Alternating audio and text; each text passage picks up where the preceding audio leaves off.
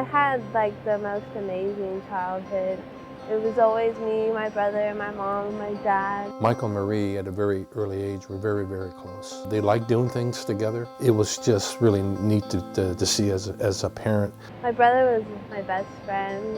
He taught me how to do pretty much everything, ride my bike, play basketball, skateboard. He always invited me everywhere to go, so it's kind of a good feeling.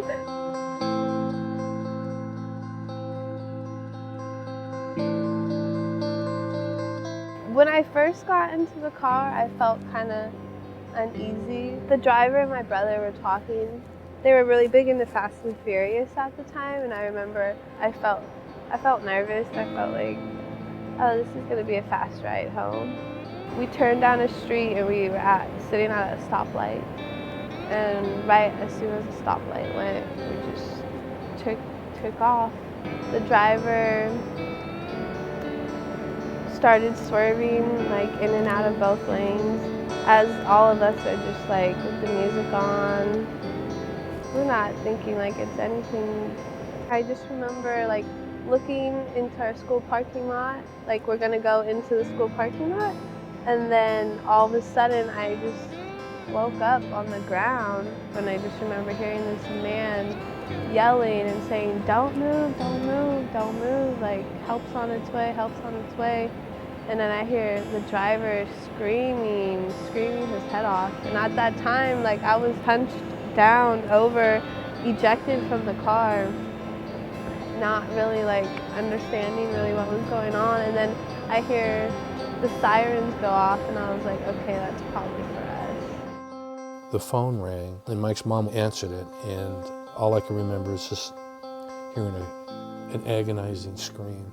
And she just said that the kids have been involved in a real bad accident. I must have fell asleep because I don't remember anything. And then I woke up in the emergency room. Immediately I saw both my mom and my dad. And I knew right away something was wrong. The first thing I said was, "How's Mike doing?" And my mom just avoided the subject. I asked her again, "How's Mike?" And she kneeled down to me and she said, "I'm sorry, Mike didn't make it."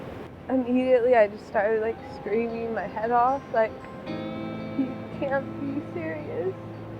And like, I'll never forget that moment. And then, like, I felt like my heart was seriously ripped out of my chest.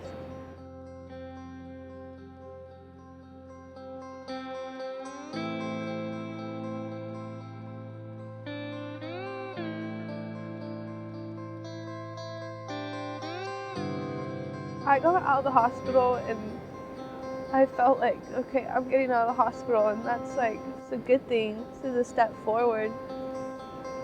But then I got home and I saw his bed and I saw his room and I saw his clothes and his backpack, and it was like the accident just happened. I just now lost Michael, and it was like the whole time when I was in the hospital, I thought I was grieving. I thought I was like dealing with it. But it really didn't start until I got home and it was all in my face. Like, this is your house, this is your home, but it's not a home now because there's one thing missing. So during the accident, I had 3-degree burns on my stomach and my back. Broke her collarbone, her pelvis. Broke all my ribs on my left side, broke my back. Punctured the left lung. Couldn't walk for 4 months, paralyzed. It was truly beyond description. It's been 7 years since the accident, and it still feels like it happened yesterday. That night, with the young man driving who made a poor decision as to wanting to speed, if they had been more emphatically telling Brett, stop the car, this is not okay. That night, there was so many distractions going on in the car.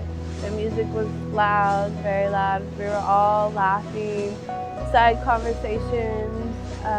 There was just a bunch going on in the car when really we should have just been focused on driving and getting home safely. Some people might think it's fun and exciting to speed, but the price I paid for that, being in the hospital for 4 months and losing my best friend forever, is not worth it at all. It's life-changing. And it happened in a matter of like 5 seconds. That's how much my life changed.